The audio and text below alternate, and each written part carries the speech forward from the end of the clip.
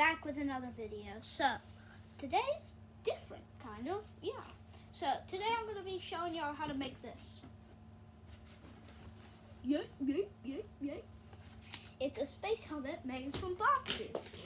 Made from one box, basically. Yeah. And then number one, you get a box. And then number two, you have to get a pen and then draw a circle about this big, and well, big enough for you to see out of. And then third, it's an option. You can put plastic bags on the hole, or you can leave it open. I want to recommend the plastic bags. So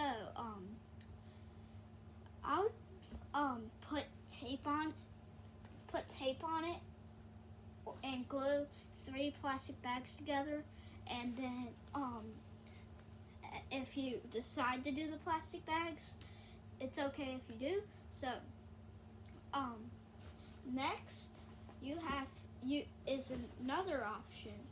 You could put paper on it, or like you could put paper on it like this, and this side, and then next you have to test it out to see if it works.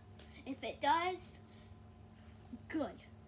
And make sure to hit that like, that subscribe, and then hit that notification bell.